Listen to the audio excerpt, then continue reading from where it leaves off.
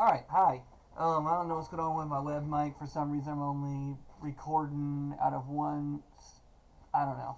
Anyways, it's not perfect, but I want to make this real quick because I've gotten several emails from you guys over the last 24 hours asking about the IA for TOK.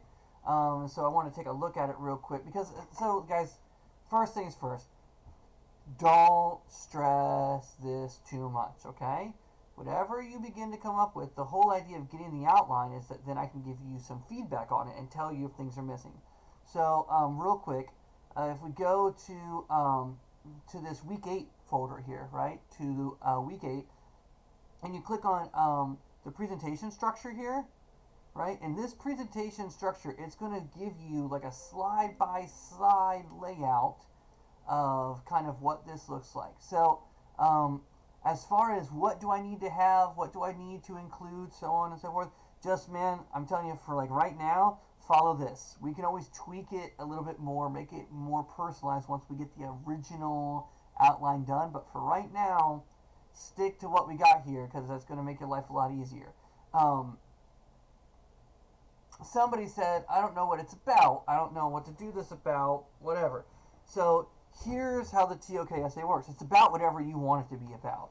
Anything in life that fascinates you, any real life situation, anything that happens in the world that you're interested in, and then you're going to start there. And that is your real life situation. I've had kids do the fetishization of breast in Western society.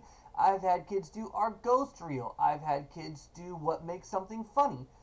It's whatever, man. It is like it is whatever. And the real life situation is like one kid found himself laughing at a joke about somebody with a mental disability, and he's like, I don't know why I find that funny, and so he wanted to know why he found that funny. One student who did the fetishization of breast was worried about her own body and was being reflective about how she was treated and how she was kind of how like society thought about her, and so she became very fascinated in this idea, right? And then from that real life situation, then we're going to distill a knowledge question.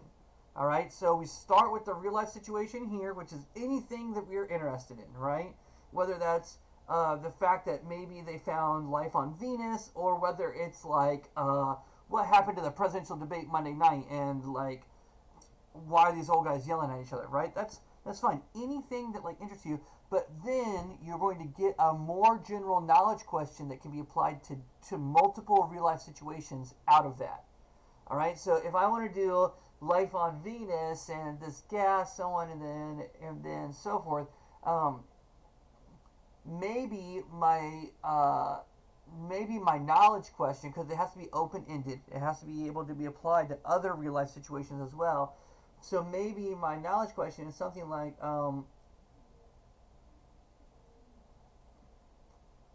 to what extent are we able to predict outcomes based on leading indicators? All right, and so a leading indicator is this idea is that it is something that that foretells that something else is going to be coming, right? So maybe I just want to know how good or to what extent are leading indicators a valid way of understanding something, right? And again, we can always tweak the knowledge questions, right? But now that knowledge question can be used for my real life situation regarding Venus and trying to understand whether or not life might be there. But then we can also use it for things like school, right? Do grades predict student success? And do grades decide what students are going to go on to be successful and happy and which ones aren't? Then we can do it like in society. Is poverty a leading indicator of how successful someone will be in life financially? Can we look at how they are born and then predict how they will die? And so I've taken an idea here, right, which is about Venus, and they found this one gas, and whether or not that gas is actually going to be good at predicting whether there is life there. And now I'm extrapolating off of that one idea a bigger question that I can then use to apply to other areas of knowledge as well. And that's kind of the idea. And then your inspection, your investigation is really trying to see how you would answer that knowledge question as it relates to your real life situation. So now that I've got my like larger knowledge question here, right? And let me pull this up here, right? So like so slide 1, title slide, right? Explain what the real life situation was. Decontextualization, right? So some of the questions that come up around the real life situation, right? And then how we get to a knowledge question here, right? The journey from the real life situation to the knowledge question, and then what the actual knowledge question is, and then what ways of knowing or like areas of knowledge you're going to explore with your knowledge question. All right, and now I'm going to go back to talking about how I attempted to answer my knowledge question on a more general level, and then how the answered knowledge question relates to my real life situation, right? And you can see this in this one that I posted here, where I posted up mine, right? Drake equation, right? Demo. So here is my real life situation, all right, and I explain it. Here's my knowledge question, which is how do we use assumptions to justify making estimates, and then this is my exploration of the actual knowledge question itself, and then here's my application of the knowledge question to my real life situation, and now I'm going to apply it to other real life situations. Okay, and so you'll need to do the same thing here, where you're going to use your investigation of the knowledge question itself, and then talk about it. So like I would talk about how we use leading indicators and what leading indicators do and why they are like useful, and then I would talk about leading indicators in the search for life on like Venus and what this gas means and why they think that this is a leading indicator for this particular outcome. But then I need to take that same idea and then apply it to other real life situations as well. So how might we use leading indicators in like other areas? But again, guys, right now, I'm just looking for a draft version of this. It doesn't need to be perfect. It doesn't need to be like, I'm just looking for the outline. I'm looking for the fact that you've found a real life situation. You've at least got a draft knowledge question ready to go, and that you were thinking about it and putting the like presentation together. All right. I have decided right now, I think I've got this set up for you to be due on tomorrow, on the 1st.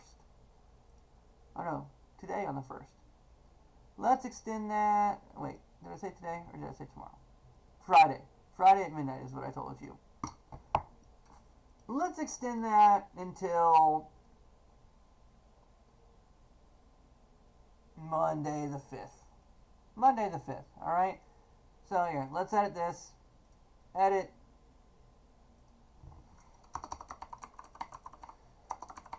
Extended deadline until Monday the 5th. Alright? I'm not trying to freak you guys out. I'm not trying to ruin your lives like anything else. So anyways, that's all I've got. If you still have questions after watching this video, I am also going to put some like student samples up right now. I'm going to pull them down off of ManageBack. If you still have questions, after looking at the student examples and watching this video, let me know. Hit me up in that email, and I will do what I can. All right? That's it, guys. Have a great fall break. Try to spend some time. You'll notice I haven't given you any assignments over fall break for either class. Slow down a little bit. Take a break. It'll be okay. Make some headway with your EE, because some of you are very, very far behind. But then beyond that, like, chill out a little bit. Be a human. It'll be okay. All right? Have a good one.